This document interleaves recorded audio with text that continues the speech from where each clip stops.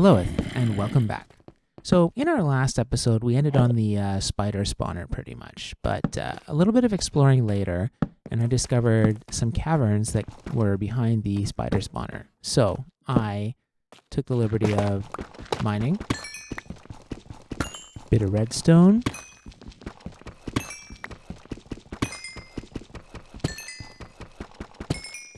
bit of gold,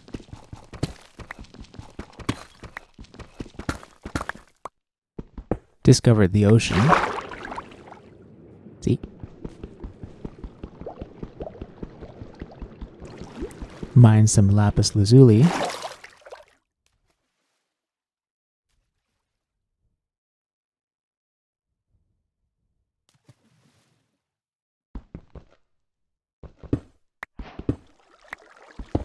With my new Silk Touch pickaxe. And then I discovered this. A zombie spawner. So, it's been a pretty good adventure, I would say. The zombie spawner is great, and of course it has loot chests, which, yeah, got some good stuff in here. Iron, saddles, gunpowder. This is all good. Now, what can I put in here to make room for these things? I want to bring them back up to the top. Yeah, what's in the other chest now? Oh, another saddle, beetroot seeds, gunpowder. Okay, well, let's just leave some of that there. Take that bucket. So yeah, there we go. Multiple spawners. So I think that's up to 4 now. There was the skeleton spawner, the cave spider spawner, the regular spider spawner, and now a zombie spawner. So the zombie spawner, what I've done in the past is I've taken the zombie spawner and converted it to a copper farm. Normally zombies will drop iron ingots, but if you convert them to drown, they can start dropping copper ingots. So I may decide to use this zombie spawner in that manner. Oh yeah, a quick little note. When you're mining, a lot of people say, oh, you should have fortune with you. I prefer to take Silk Touch with me. So Silk Touch lets me get more blocks and bring them back. And then when I get back to my base, I tend to use fortune pickaxes on them there. So that way I can haul as much back to the base as possible. And when I get to the base, then I can start, using a really good pickaxe to try and get the most out of what I've brought back. Anyways, yeah. So I'm just gonna try and make this a little bit more recognizable as a way home. I get tired of getting lost on my way back. Pickaxe. It's okay.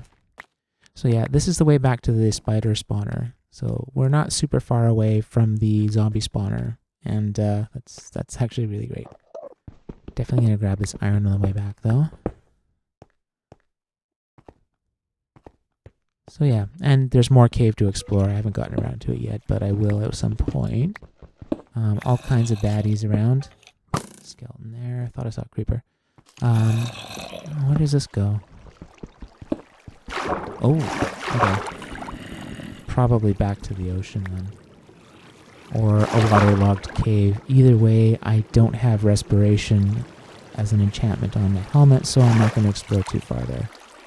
Maybe we'll just use signs to block off that water. Grab this last piece of iron here. Plug the hole and light it up again. Because I definitely don't want things spawning and attacking me here.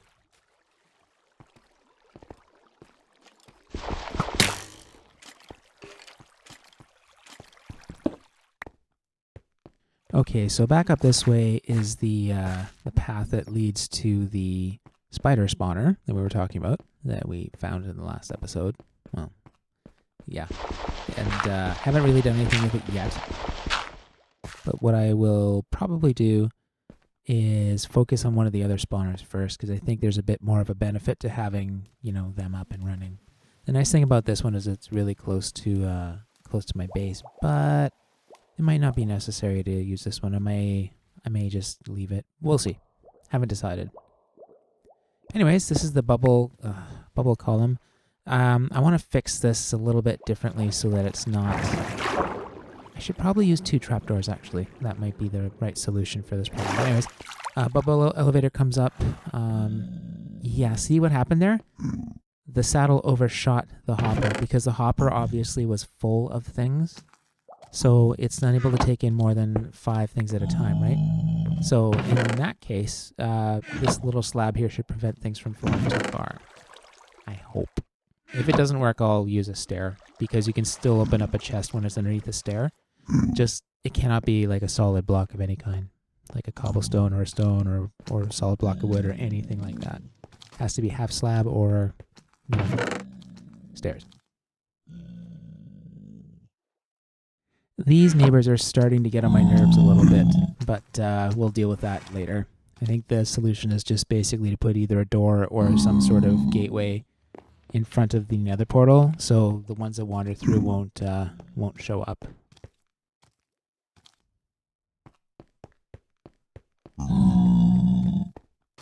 Speaking of which, near the nether portal is my enchanting station. So, did a little bit of work on an enchanting station. It's just in its very beginning stages. Only have 2 bookshelves worth.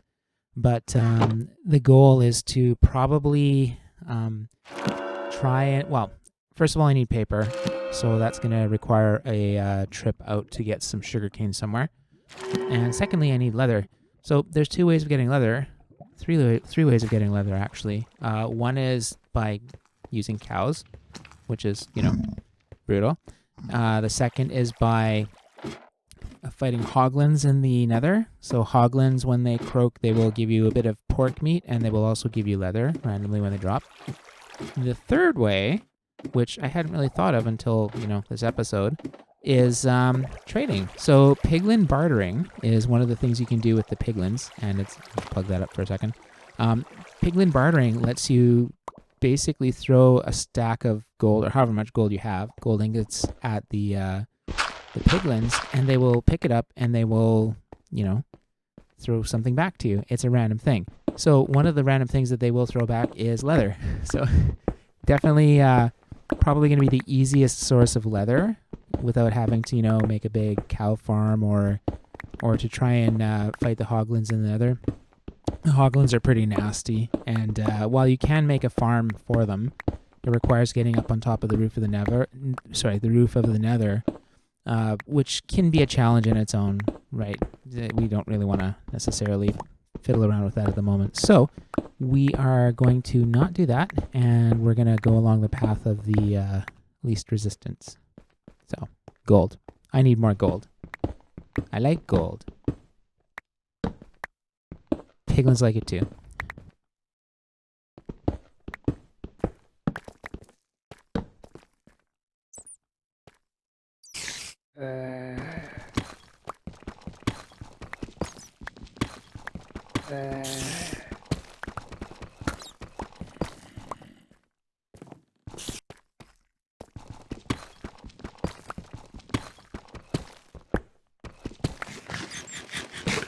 So, while adventuring and caving and attempting to mine some minerals, I came to this one really interesting spot where this happened. There's a whole party down there just waiting to have some fun. So I need to figure out what to do here. Oh, that opens up into a waterlogged cave or the ocean, one of the two. Either way, I haven't really got the equipment to explore that. So maybe what I'll do is I will play a cheap trick on all those monsters, and I will dig my way down so that I'm just below their leg level, and I will swipe them from afar. Oh, too high. Cover that up. Okay. And too far over. So, adjustment. Anyways, this is one of the tactics you can use when faced with a horde of monsters that are probably stronger than you, better equipped than you. You can just sort of sneak up on them like this. And there we have a skeleton that shot at you but hit a zombie instead. Oh, there's a creeper. You're going to have to get a little closer, I think, to these other ones here. And hopefully they won't spawn and get trapped in this little section again, but let's take them out. Hopefully not a big deal here.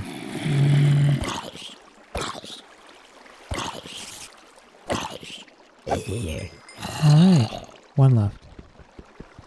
Now let's take care of this spider and maybe have a little look around this way.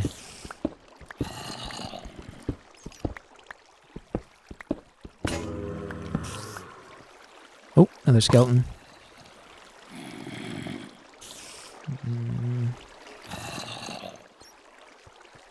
And a creeper.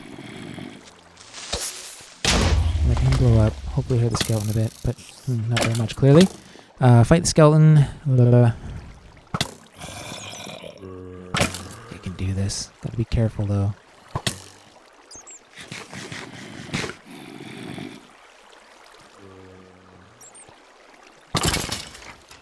There we go. Light this up a little bit. Go back to where it's safer. Climb up again. Big dark spot up here. I definitely want to light this up a bit. Oh, a pool of water. That's kind of interesting. And what do we got here? Goes down into the cavern. Oops, wrong tool. So if we break this, it comes down here. Any gold? Anywhere? I feel like that leads somewhere. Anyways, we'll do a bit more adventuring and come back when we have found something.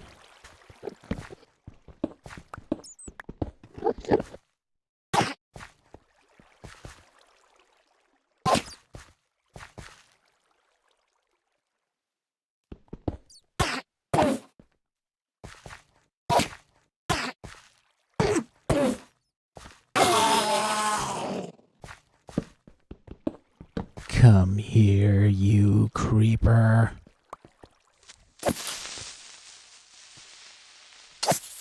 Please don't explode. There. Oh my gosh. Okay, let's light this up a little bit first. But you know what I think this is? I think it's a geode. So in our adventures further down in the mines off camera, one of the things I did discover was a geode, but it's not a very big one. This one looks to be a decent size, so let's check it out. So for those of you who don't know, amethyst geodes spawn randomly in varying levels in Minecraft when the world is generated. So they only ever generate once when a chunk is generated in the first place. Ooh, looks like cave or ocean. We'll have to seal that off.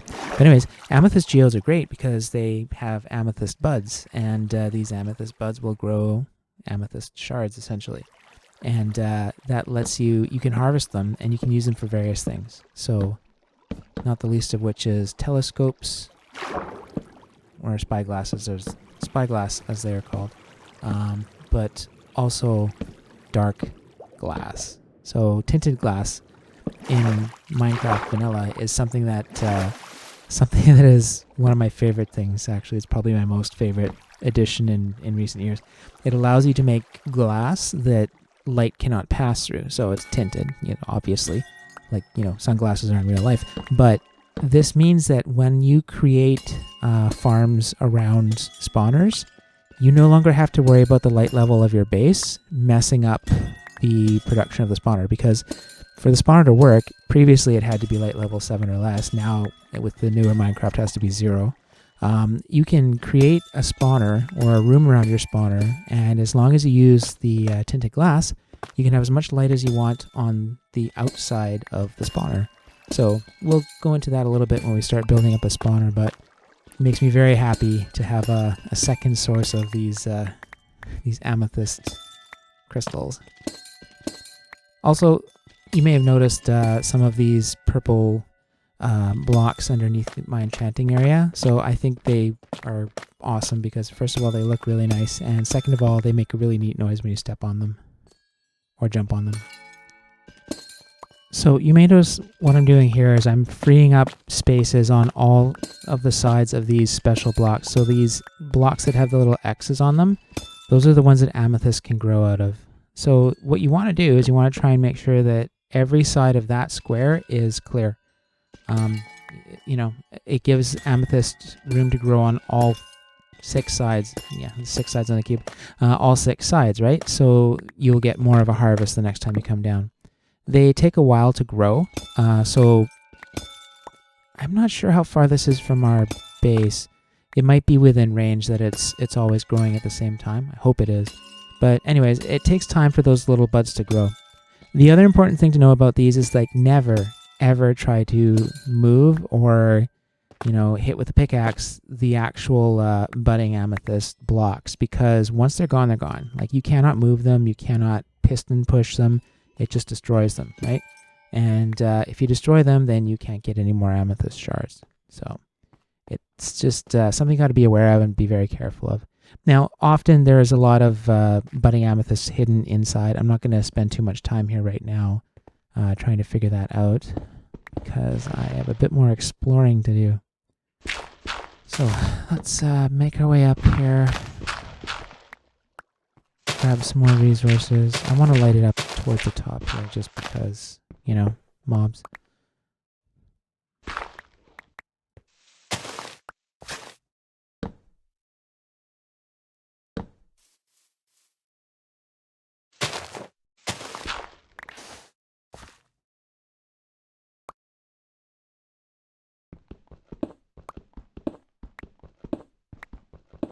Oh, this looks like the bottom of the ocean.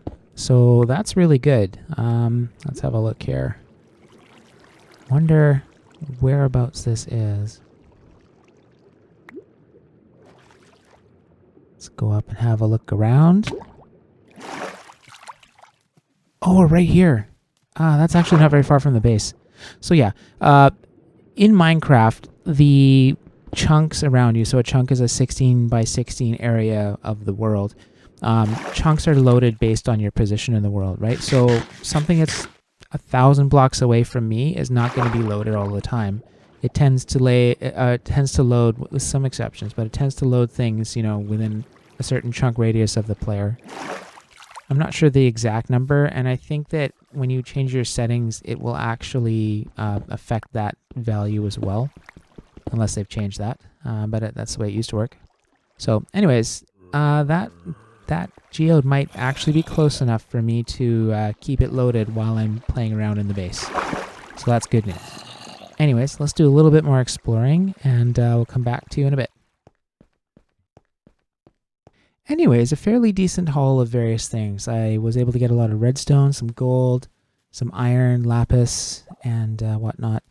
And using my Silk Touch pickaxe, I actually managed to bring back some of the lapis as block form, which I will save until I have a fortune enchantment on any of my other pickaxes. Definitely want to save it, because when you have fortune 3, the amount of lapis you get from each block is ridiculously high. Like, I don't know, something like 16 per block it can be, if you're lucky. So it makes sense to keep it. I've just been using my regular pickaxe on the iron, though, because I need the iron now. A smarter thing would be to save the ore blocks and then once again use fortune on them at some point. Now, it looks like everything came in. Yes. Good. Okay. All right. One of the things I've been meaning to do for quite a while now is to start harvesting some honey from these beehives. So the way you need to do that is you need to place a campfire underneath the beehive. So what I like to do is I like to dig down a few blocks, like farther than I want it to be, and place the campfire in the bottom. And that way I can place some sort of block on top of it. So the campfire keeps the bees, just like in real life. The smoke from the campfire helps the bees stay calm, right? So they won't attack you when you harvest something out of their beehive. Now, I need to go grab a glass bottle here. If I have any. Otherwise, I'll have to make some.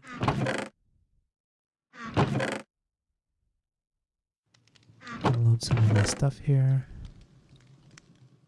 I'm going to put the bone here where the bone meal comes out. And yeah, I think I'm going to start a second chest for resources here. this is a clear sign that I absolutely need to start worrying about a proper storage system, because the chest monster is rearing its ugly head here. So rather than do that, I'm probably gonna, I might actually hollow out more of this area here and make it into an automated storage system. So that'll include sorting as well, right? So we'll be able to sort out items that we don't care about storing, or put them into one general area, and the other ones can go into the chest where they belong. So there's lots of different ways of doing sorting systems, but the way I'm going to do it is pretty basic. It's the standard way, and it's been like that for quite a while. So what I'm going to do here, though, is I'm going to ride some water down. This is the safest way to go down the entire distance without, you know, killing myself by accident, to get to the spot where the ladder is. So I need to, oh, I didn't mean to do that. Should probably light this up again.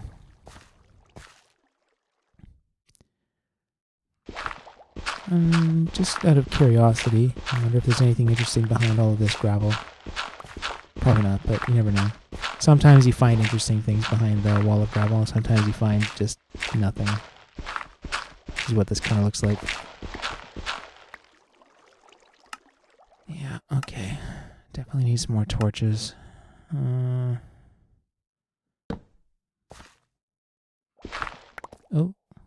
No, I've been this way. Like I said, nothing terribly interesting there. How about this way?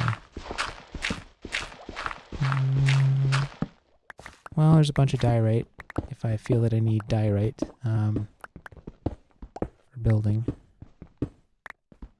Or to tick off people who don't like diorite. I wonder if this goes anywhere. Nope. Doesn't look like it.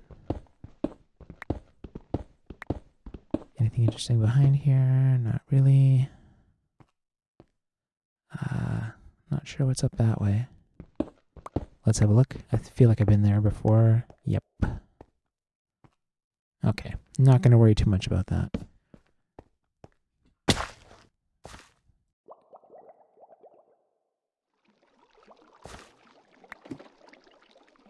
All right, back to business. So let's make our way down here. Removing for once and for all the rest of this ladder here. And thereby allowing us to drop down almost instantaneously all the way to nearly the bedrock layer. So that's a good thing.